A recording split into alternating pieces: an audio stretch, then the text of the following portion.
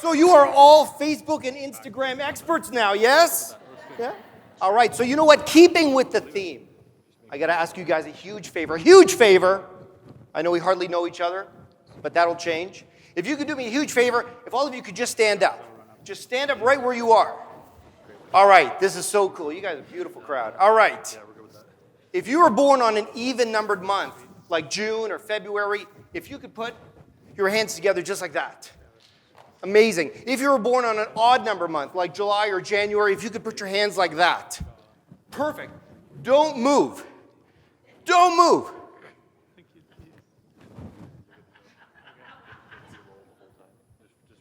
You guys are amazing. Thank you so much. You can all sit. Okay, I'm going to bring up my social media feed here. CDC Orillia, thank you for the awesome standing ovation. All right. I'm guessing they didn't cover authenticity in the presentations this morning about social media. So where's my magic clicker? You guys stole it. Someone will bring it up eventually. There we are. Thank you. So, Casino-Rama, the great indoors. I'm guessing all of you are reasonably close to it. I'm just north of Toronto myself. I've been here. I've seen Sticks, Tears for Fears. I know what it's like to pay $120 for a steak at Saint Germain. But have you checked out the casino? Do you guys go in and, drop a few bucks, do the roulette wheel, some craps? You do that kind of stuff? No, not a lot of heads nodding. You know why? Because we're all business owners, and for us, that's not gambling in there. Gambling is when we give a new client 30 days to pay.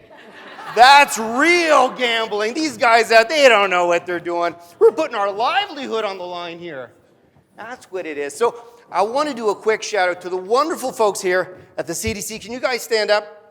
All of our CDC people, let's hear it for them. Fantastic job. This is fantastic. This is absolutely amazing. You guys feeling happy? Has this been a happy event? Because we're going to kick it up a notch. You guys ready? All right. So I'm coming up here, right? My colleagues, they find out that I'm speaking at Casino-Rama, coming from Toronto, driving up the 400, and they're all like, "So, you going to drive up? Are you going to take Uber? You know, Ubering up to Casino-Rama?" Is what they all want to know. I'm like, Uber? Are you kidding? Can you imagine spending an hour and a half in the backseat of a Hyundai Elantra? I'm telling you, this is what Uber is, isn't it? This is what we know it to be. I mean, we all take Uber. I'm sure we all have the app on our phone. And we know what to expect, right? Our expectations have been established, and they're pretty darn low. We know, for example, that we are going to encounter a mix of interesting smells, kind of a cross between wet dog, a bag of Doritos, and that artificial pine-scented air freshener, right? This is what. We know we're going to get a driver who is very forward-thinking and doesn't allow things like traffic lights or lanes to decide how he's going to drive, or pedestrians. For him, all these things are like, well, they're like pop-up ads on a website, right? You see them, but you don't acknowledge them. But our standards are low, so it's all okay. In fact, when you take Uber, your expectations are so low that a successful transaction is one where you just arrive alive. Isn't that it with an Uber? You get out of an Uber and you're like, I'm not dead. I'm giving this guy 4 stars. That's all it takes. What other industry is there where just not being dead at the end of the transaction constitutes a happy experience? Right? Maybe brain surgery. What do you think? Brain surgery? You've had major brain surgery, a full frontal lobotomy. You're lying in bed recovering. The doctor walks in and says, I have bad news for you. Things didn't go quite as well as we would have liked. And you say, doctor, with all due respect, I'd like to stop you right there. You see, I'm not dead. So from where I'm sitting, everything went just fine. Same with Uber. You get out of the vehicle without the help of an EMS worker, it's all good. And yet, we not only continue to take Uber, but what do? Anybody here with teenage kids? Yeah, I can spot you. You look tired and emotionally drained. I have a 15-year-old daughter. What do? We empower them to take Uber, don't we? We set our kids up with the Uber app. My daughter and all her friends, they all have the Uber apps given to them by their parents, and they feel so free, so empowered, so independent. But what they don't realize is this.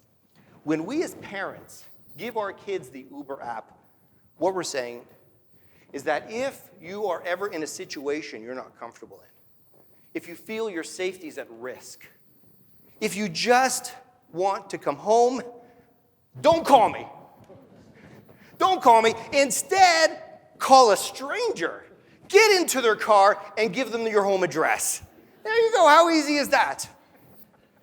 So despite all of this, I felt it made total sense for my family and I to take an Uber trip. You see, this past summer we went to Denver, Colorado to visit some friends, and I decided that we were going to take Uber from Denver International Airport to the hotel downtown about 45 minutes away.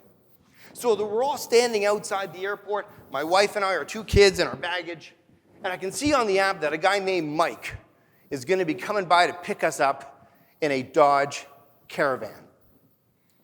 Now, I'm starting to get a little concerned here, primarily because I don't know how to use this clicker, but I'm starting to get a little concerned because, as you know, Dodge Caravans have been on the road for over 30 years.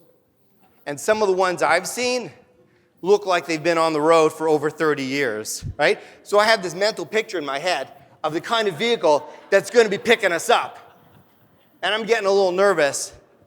So as I'm standing there trying to get my affairs in order, thinking this is our last trip together, out of the corner of my eye, I see a black, shiny Dodge Caravan. And it gently pulls up in front of us. And out walks a very tall man. Short red hair, long, ungroomed red beard, deep set eyes. He's wearing a flannel shirt, crisp blue jeans, and hiking boots. And I'm thinking, who sent the IT guy to pick us up? He gets out, he sees us, he goes, "Hi, I'm Mike. Welcome to Denver." And I'm thinking, this guy's just way too excited to be driving other people around in his car. I mean, who likes driving other people in your car?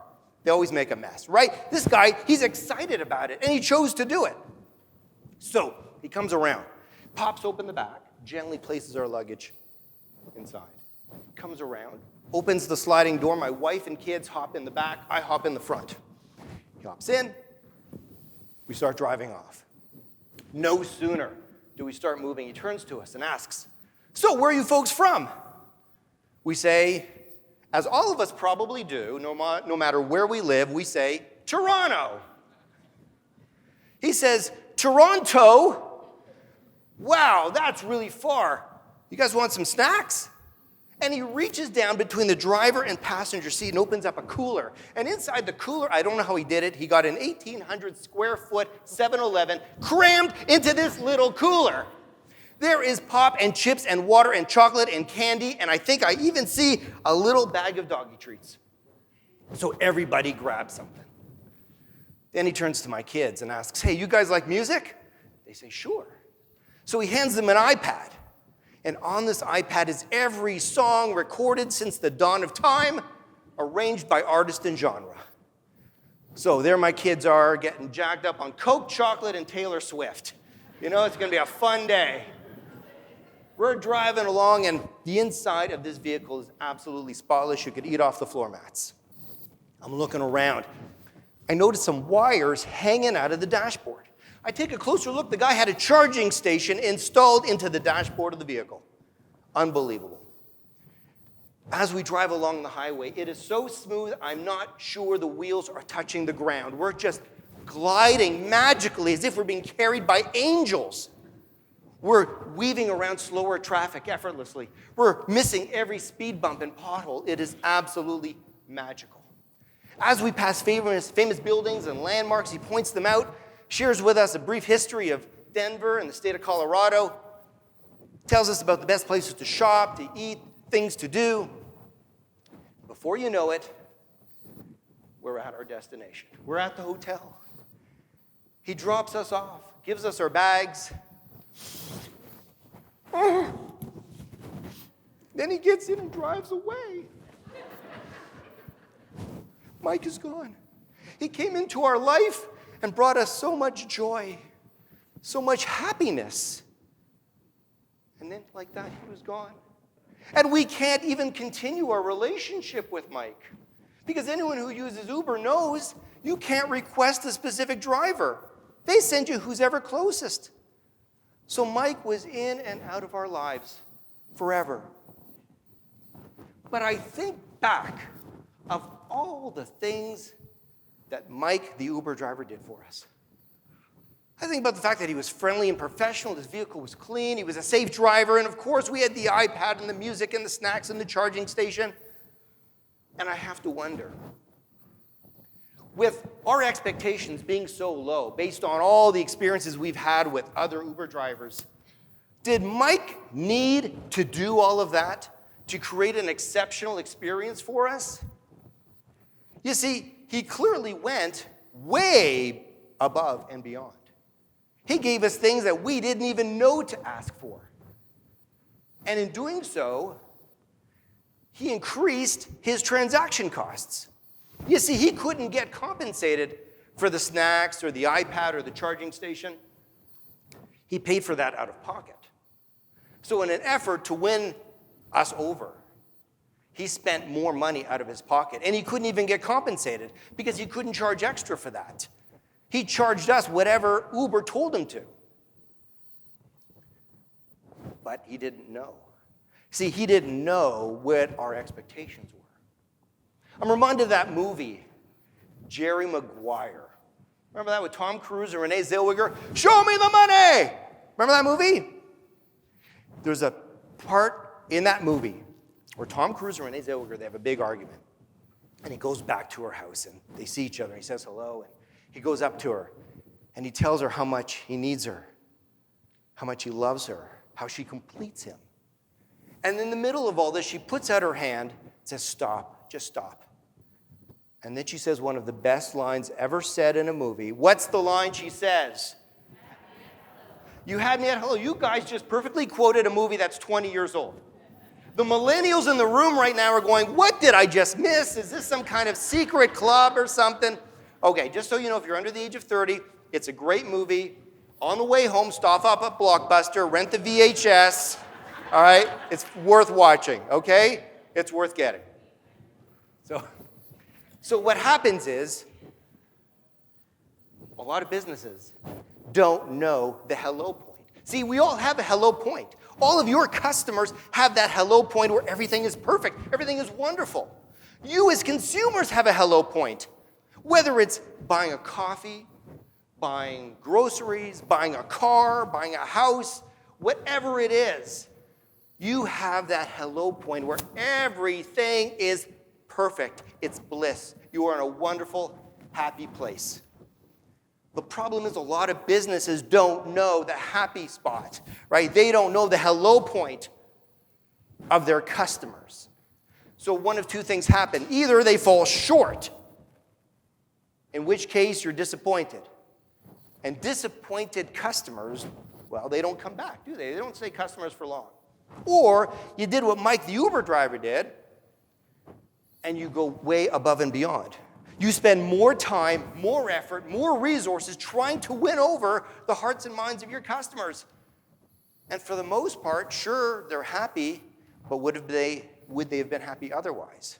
Right? Did Mike need to give us all those extra things as part of our Uber experience? No, we would have been thrilled with the fact that the vehicle was clean, he was a safe driver, and he was friendly. That already would have exceeded our expectations. But he didn't know that. So the big question that a lot of business people have is,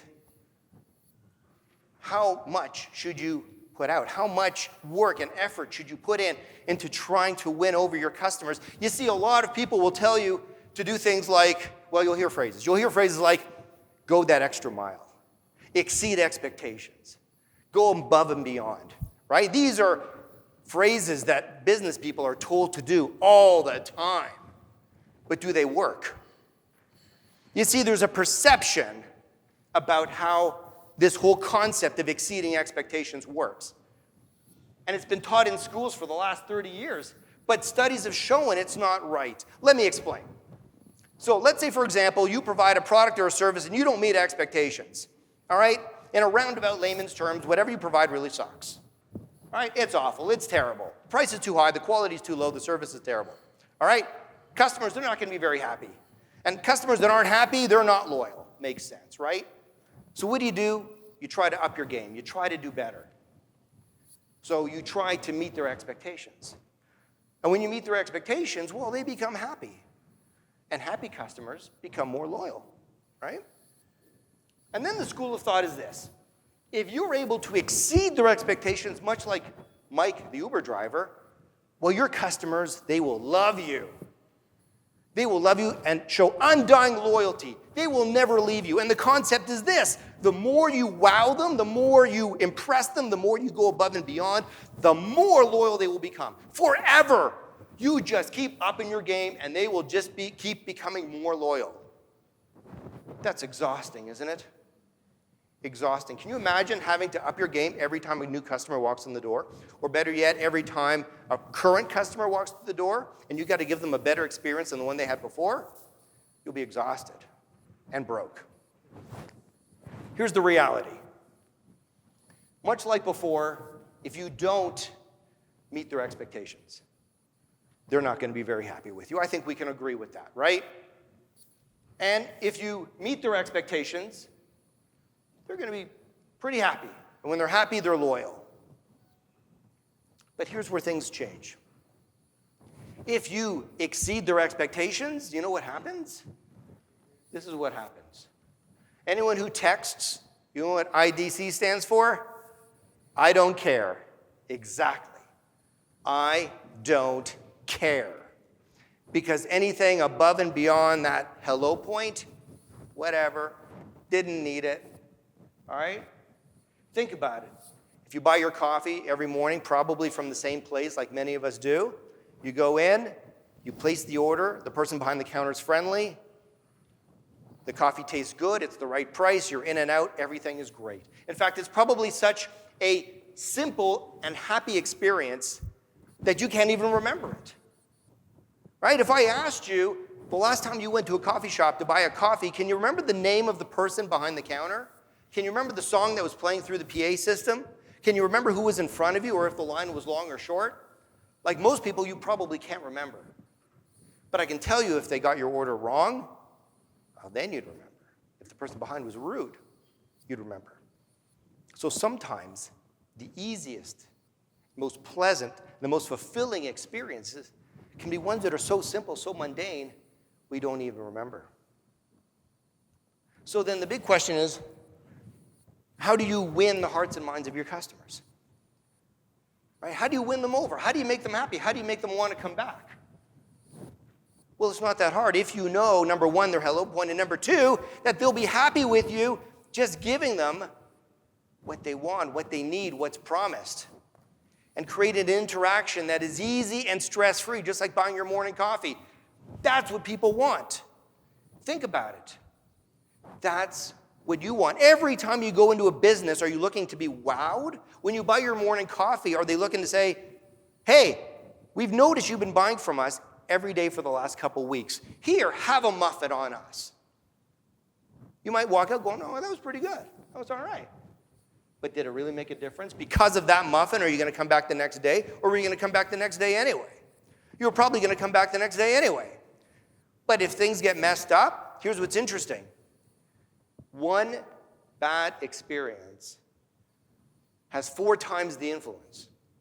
So if you have an interaction with a business 4 times and everything's absolutely wonderful and amazing, and then that 5th time they mess up, they don't treat you well, they don't make you feel valued, they create an experience that is unpleasant and stressful, it's offset the first 4 pleasant experiences. Every experience has to be wonderful. Every experience has to be just at that hello point. That's all it takes.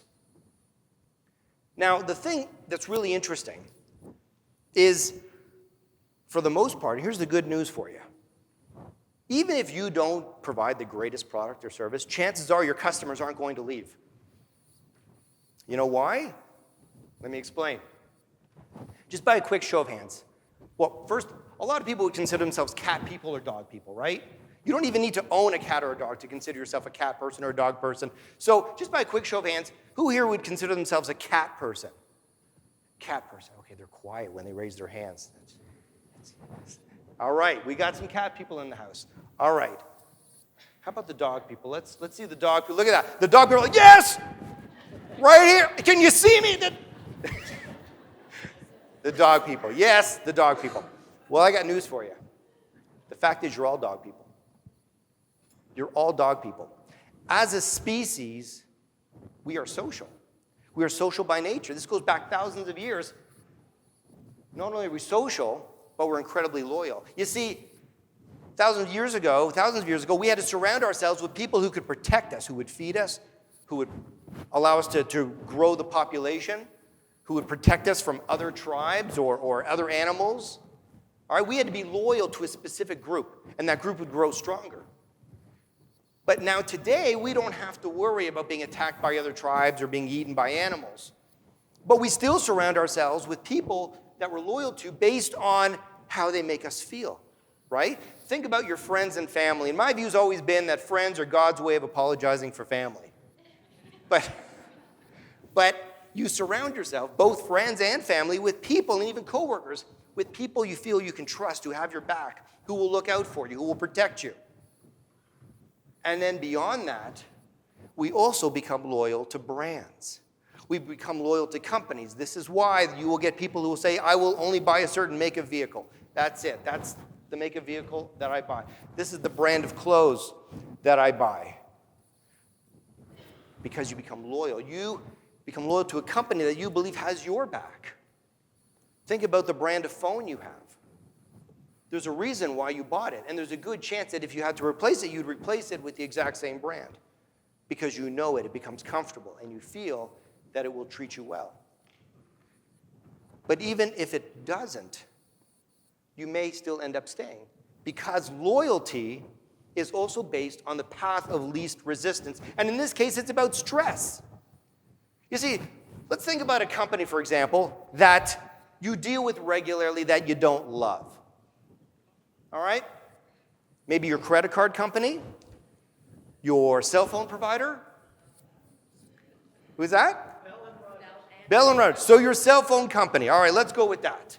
So you're with your carrier. You don't love your carrier. You're with them, but you don't love them. So you think to yourself, well, if I stay with them, I'm not sure I like their plan. All right, there's some stress there. I'm not sure I like this plan. I also think they charge me too much. And when I call for technical support or customer service, well, I don't feel like I'm really valued or appreciated. So then you think, you know what? Maybe I should look elsewhere. Maybe I should look at another carrier. So you think about, what if I switch to another carrier? Well, if I switch, I don't know if I can keep my phone. And will I be able to keep my phone number? And will I be able to keep my contacts? And then through the transition, will I be down? Will people not be able to reach me? Will I be sort of off the grid for a day or two? And then, of course, there's the unknown. What if there's something more that I don't know? So what do? You end up staying, exactly. You end up staying because even though it's stressful staying, it's more stressful leaving. See, because as human beings, our brains, and this doesn't apply to all our teenage kids that we gave the Uber app to, our brains are incredibly lazy. Our brains don't like to work. This is why if you've had a stressful day at work and you come home, what are you? You're exhausted, right? You're exhausted. Why are you exhausted? You made the same number of calls you always do. You went to the same number of meetings you always do. It was because of stress. Stress takes a toll on us mentally. So what our brains say is, where can we be? Who can we deal with? Who can we surround ourselves with that give us the least amount of stress? And in most cases, it's staying exactly where we are. Because you know what? As lousy as the service might be from our cell phone provider or our bank or our credit card company, at least we can deal with it. We know what we're in for, right? That stress of the unknown isn't there. Until at some point, something happens. And the stress of staying starts to exceed the stress of leaving, right? And that's when you say, you know what, I've had enough. I've had enough of my cell phone company treating me like this. I've had enough of my cable company treating me like this. I've had enough of my car breaking down as often as it does. And maybe some of your customers will say, you know what, I've had enough of dealing with a competitor. I'm going to come to you. Right? You've been trying to win them over, and your competitor just dropped the ball. Now they want to come to you. So it's about creating an experience that's welcoming, that's easy. The banks have finally figured this out. Many banks will say to you, you want to change from one bank to another? We'll take care of everything for you. Do you know only 4% of people who are unhappy with their banks actually switched? Why? Because the stress of leaving their financial institution exceeded the stress of staying. I wonder how many of you, I'm not even going to ask you to put up your hands, but I can only wonder how many of you really don't love your bank, unless it's CIBC. Would that be right? But you won't leave because the stress of leaving exceeds the stress of staying. But a lot of banks have figured this out, and they say, you know what, we'll take away that stress. So my question to you is, what can you do to welcome your clients, to make their life as easy, convenient, and stress-free as possible? In large part, it's about managing their expectations. Okay? Managing their expectations. Right? If you can tell them what their hello point is, right? Everyone has that hello point. Here's where businesses fail. Businesses fail when they don't tell their customers what that hello point should be. You have to tell them. All right? This is why you can go to McDonald's and eat your lunch out of a cardboard box and have a wonderful experience. Or you can go to a steakhouse like Saint Germain and also have an amazing experience. Why? Because your expectations were different. You didn't go to McDonald's expecting filet mignon, white tablecloth, and exceptional service. No. You go to McDonald's, you expect it to be quick, economical, fresh, and you expect it to look and taste a certain way. Right? When you go to a high-end steakhouse, you expect something else. One doesn't try to be the other. They are very open about what they will give you. Have you noticed that? McDonald's doesn't ever say the exceptional service you'll receive. McDonald's never talks about how nutritious their food is. Right? What do they say? It tastes good, maybe open to debate, but they say it tastes good, it's convenient, and it's not expensive. And that's exactly what they give you. So how can you be let down? They gave you exactly that. So you have to understand what shapes people's expectations, because if you understand that, then you can jump in and help shape their expectations. So essentially, there's two influencing factors, two groups. One is external influencers, and one is internal influencers. External influencers, very simple. The media, for example. If you look at a newspaper, does anyone remember newspapers? If you look at a newspaper, what are you reading? Are you reading news? Are you reading editorials? There's an election going on. And how many of you here, just by a quick show of hands, are drawn to articles that talk positively about the party that you support? Right? Let's say, yes. Everybody wants to read about how great the party is that we already love. How many of you are drawn to articles that talk about how crappy the other parties are? Right? Because they support your beliefs. This is what the media does, all right? And it's not that they have a strategy. This is the way we consume it. We want to be told how right we are. We want our beliefs to be reinforced. The other one is marketing. Regular marketing, right? You drive down the street, you see ads, you see signs. We are bombarded with thousands of marketing messages every day. And they're all telling us to look a certain way, to act a certain way, to buy a certain product. And they shape our ideas, all right? We want to look like Jennifer Aniston. We want to play basketball like LeBron James. So what do? We drink vitamin water and we buy Nike. All right? That's how it works. It's that simple. My 12-year-old son has made it very clear as to which brands of shoes he will buy, because players he will never meet in a sport that he will never play has told him that that's how it needs to be. And then the third one, of course, is social media. we see what a wonderful world other people have. We see all the great things they're doing that we're not a part of. We're at home on a Tuesday night binge watching Friends, and we look on our Facebook feed and they're out at some club. They're out at some event. They're out at a CDC event having a great time. And we're not. And the truth is, their lives are just as miserable as ours. But we're seeing those little snapshots. So it shapes how not only we see them, but how we see ourselves. And the expectations we have on how we should be treated and where we should go. And then, the most impactful of all are the internal expectations. Internal expectations. There are 3 influencers for internal expectations. There is fact, fiction, and imagination. Now, fact is very simple. Fact is anything that has happened to you. Anything that has happened to you is fact. All right? Has anyone ever had a pleasant experience going through security at the airport? You know it's going to be terrible. You know it's going to be slow. You know that somebody who failed police school is going to be deciding whether you can get on that plane. Right? They are America's last line of defense. This is why 9-year-old kids get patted down of random checks. Right? These are the guys who are going to decide whether you get to go where you want to go, whether you want to go to whatever country it is. All right? You know this. It is fact. You've been there. You've done that. You've seen the experience. You know that you have to arrive early.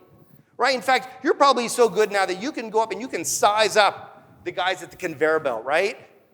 Right? You ever been asked to take your cell phone out of the case?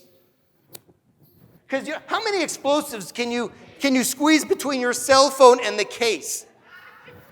Really, my favorite is when they look at your keychain. All right? I make the mistake of going on and I have a little Swiss Army knife. It's an 1.5 inch blade, and I've had to mail that thing back to myself from the airport so many times. And I say, nobody knows I have it. He says, you never know. Someone might ask you for it. Excuse me, I'm looking to hijack a plane. Anyone have a small knife? Small, sharp object? Anybody? No? That likely doesn't happen. My view's always been, if I can take over an airline with an 1.5 inch knife, I can take over an airline without an 1.5 inch knife. That's my thinking. But you know what you're in for. It's fact. No one can take that away from you. No one can change your mind. And then there's fiction. Fiction is essentially somebody else's fact. It's something that's happened to somebody else. And they're sharing their story with you. My favorite is when people go to Disney World. All right? And they come back. And you ask them, how was your trip to Disney? And what do? They light up. Oh my God, it was amazing. My son got to see Buzz Lightyear. My daughter got to have lunch with a princess. We went on the rides. With the food, it was wonderful. The weather was great. They're like 2 feet off the ground. They're like just dancing in this magical experience. It was the Magic Kingdom. And you're looking at them like, you got to be freaking kidding me. Because you've been there. You know that you're going to stand in line for 8 hours out of the 10 that you were there. You know there's going to be torrential downpour every 3 minutes. You know you're going to be tripping over strollers full of kids crying, screaming, or asleep. And you know that every ride ends with you being dragged against your will through a gift shop where your kid absolutely has to have that humongous stuffed Buzz Lightyear. But you know what? It's not your story. That's your fact. It's coming from someone else. That's their story. And when people share stories, they're going to share it based on their own view of the world. They're going to share with you things that are important to them that they want to share. The good things might get hyped up and the down things might get pushed down. All right? It's based on their own values. And how much influence this has on you and your view of the world, how much it influences, is based in large part on the person telling it. If the person telling you something is viewed as an authority, as someone who really knows their stuff, it might carry some weight. If you think the person's a blowhard who clearly has no concept of reality, it won't mean much. And then the last one, probably the most powerful of all, is imagination. Imagination is made up of everything that we take in from the world around us from the day we are born till today. And it will continue until the day we die. It is influenced by the family who raises us, our friends, our religion, the color of our skin, where we grew up, what school we went to, what kind of job, what kind of education we have, the people we surround ourselves with, the people we see, the people we encounter, everything. This is why you might drive through a neighborhood you've never been in, and what do? You reach down and lock your doors. Because somehow you believe it may be not a safe neighborhood, even though all the people living in that think it's a wonderful neighborhood. Because it's your imagination telling you something. I have a client of mine who makes custom homes, beautiful custom homes for people. And he does this really cool thing. At the end, when the home is built and the family shows up, he has them sign off on the work. He gives them a tour of the house, and then he presents them with a gift basket. Just to say, thank you. Thank you for entrusting us to build you a home. So this one time, he finishes the home. It's absolutely stunning. He's there, and a couple walk in their late 40s, husband and wife. And he shows them around. They sign off on the contract. He presents them with the keys. And then he brings out this monstrous gift basket full of cookies and cheese and wine and bread and pasta and all kinds of stuff. And the wife, she takes one look at this basket. She breaks down. Like she's just so emotionally overcome.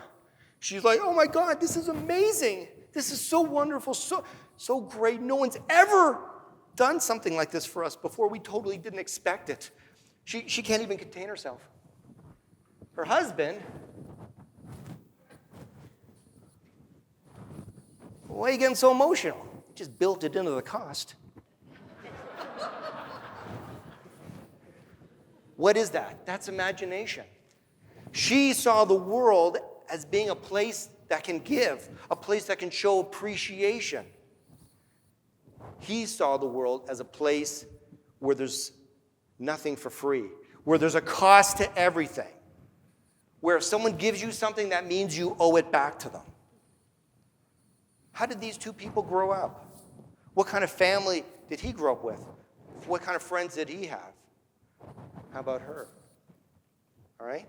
Each and every one of you has a different view of the world and your place in it, based on fact, fiction, and imagination. And the same goes for all of your customers. And if you can understand that, then you can adapt, because they will often tell you where they're coming from. If they approach you, so we have a wonderful travel person, sustainable travel person right here among us. Imagine someone goes to her and says, I want to book a trip, but you know what? A friend of mine booked a trip to this place, and they said it was absolutely terrible.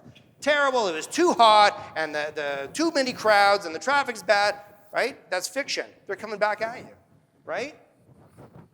They will tell you what their beliefs are, what influences their expectations, and if you know that, then you can deal with it. Because if somebody has something ingrained in their mind, right? I mean, I've had people that I know go to other countries and come back and say, yeah, you know what? I went to China, it was pretty good, but man, there are a lot of Chinese people there.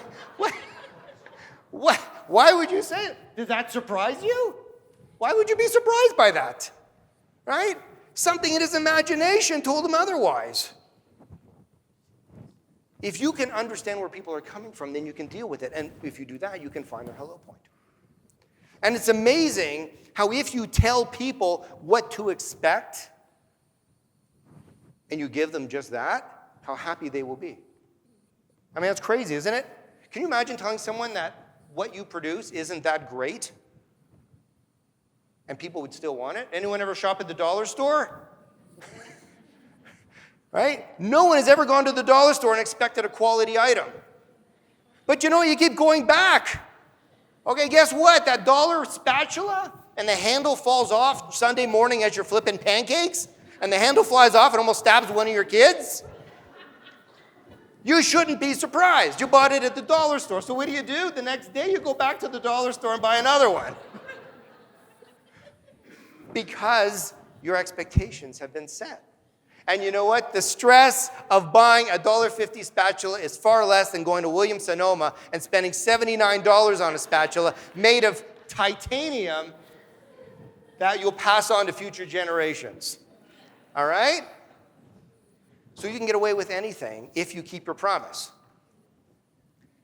Case in point, there is a hotel in Amsterdam called the Hans Brinker Hotel. Now, the Hans Brinker Hotel has been officially declared the world's worst hotel.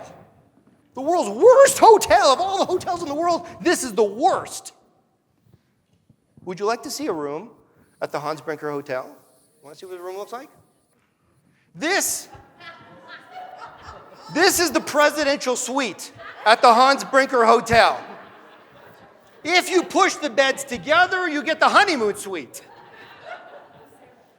So the Hans Brinker Hotel, referred to online as the world's worst hotel. Well, if this was your hotel, what would you do? You might renovate, right? Put some money into it, maybe tear the place down and rebuild. Do something to get this title off, because you don't want to be the world's worst hotel. Well, what did the Hans Brinker Hotel do? They said, if we are going to be the world's worst hotel, then by golly, we will be the world's worst hotel. Nobody will be as bad as us. So they created a marketing campaign to let the world know how bad a hotel this is. They wanted everybody in the world to know exactly what they were getting. They didn't hype it up. They were very open about it. They wanted to set that hello point, right? You had me at hello. They wanted to set that hello point right low near the bottom. So, what kind of rating does the Hans Brinker Hotel get? 3.8 stars. 3.8 stars, right? This is what happens. You stay at a hotel, you get 3.8 stars. Stayed at the world's worst hotel. Now, that's kind of an arbitrary number, isn't it? 3.8 stars. What does that really mean? Well, for starters, what was happening is people were staying at the world's worst hotel, and at the end of it realized, it wasn't that bad. Right? I didn't wake up in a tub of ice with a scar over my abdomen. I woke up with all my possessions. The other people weren't that drunk. It wasn't that bad. So they go online and they give it 3.8. But what does 3.8 mean? How does that compare with, well, how about this hotel? Casino Rama Resort. How does Casino Rama Resort compare to the world's worst hotel? From 3.8 to 4.2. Less than half a star better than the world's worst hotel. How can that be? This is a stunning hotel. And it got less than half a star better than the world's worst hotel on the other side of the world. Let's take a look at this, shall we? This is the room. This is a room at Casino Rama, right? This is a room at the Hans Brinker Hotel. Half a star difference. All right? This is the bathroom at Casino Rama. All right? This is the bathroom. This is the bathroom at the world's worst, half a star. How is that half a star? Well, the answer is simple. Because this hotel sets itself up by creating an experience as soon as you walk in. Even before you walk in, right? You pull up in the parking lot and you see this beautiful architectural masterpiece. Even before you've walked through the front doors, your expectations are up here. And then what happens? They get reinforced. The staff are friendly. The decor is wonderful. The rooms are beautiful. So your expectations are way up here.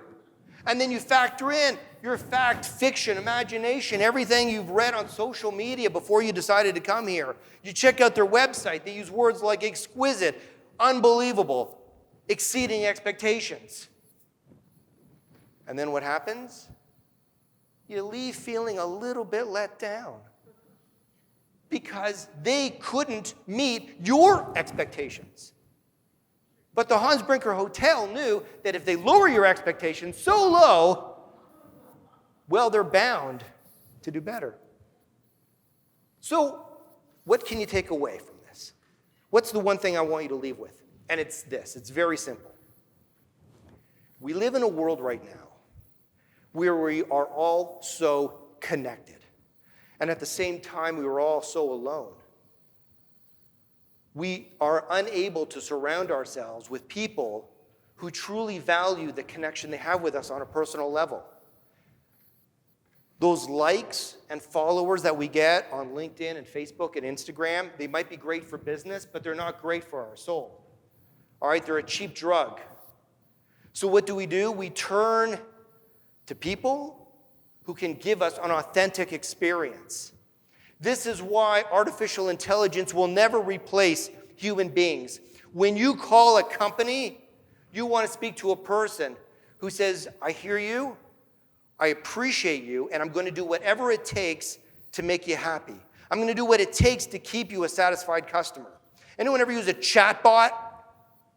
You go to a website and there's a chatbot and it says, can we help you? And you enter your name, you enter your email address. I don't know why they need your email address.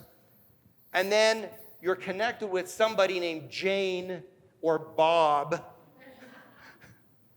Does Jane and Bob exist? I don't know. And then you ask them a question, and they say, just says, Bob is typing. And for the next 10 minutes, Bob is typing.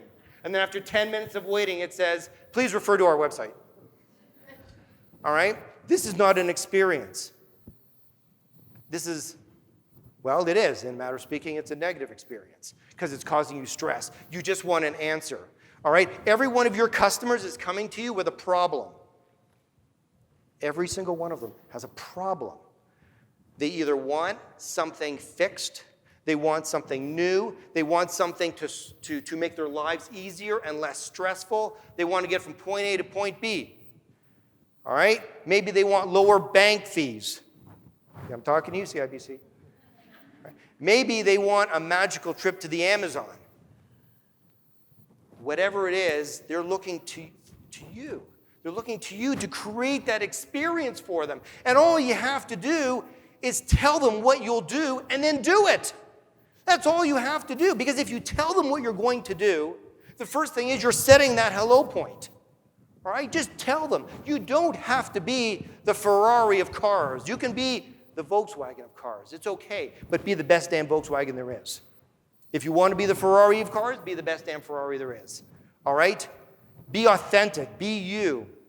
And people will gravitate to you if they know that's what they're going to get. Because at the end of the day, you're not selling products and services. Anybody can copy your technology. Anyone can match your price. What you're selling is a solution, and what you want to do is deliver it in a way that is easy, convenient, and stress-free. Because when you do that, you'll realize that you're not just selling a solution. What you're selling is happiness. You guys are amazing. Thank you.